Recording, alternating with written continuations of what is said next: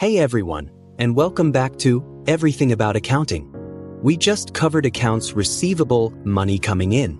Now, let's talk about accounts payable, money going out.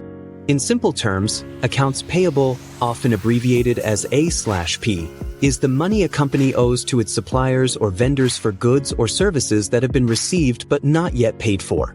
It's essentially short-term credit that a company receives from its suppliers. Think back to our lemonade stand.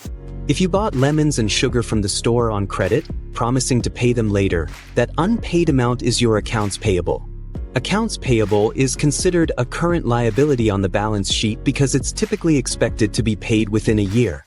It represents short-term obligations to suppliers. Managing accounts payable effectively is crucial for maintaining good relationships with suppliers and taking advantage of any early payment discounts. Just like companies want to collect accounts receivable quickly, they also need to manage when they pay their accounts payable to optimize their cash flow. Paying too early can tie up cash unnecessarily, while paying too late can damage supplier relationships.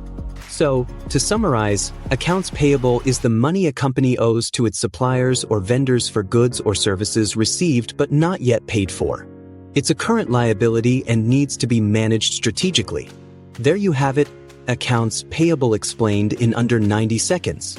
Are you finding these contrasting terms helpful? Let me know in the comments. And don't forget to subscribe for more quick and easy accounting lessons. What should we explore next? Thanks for watching, and I'll see you in the next video.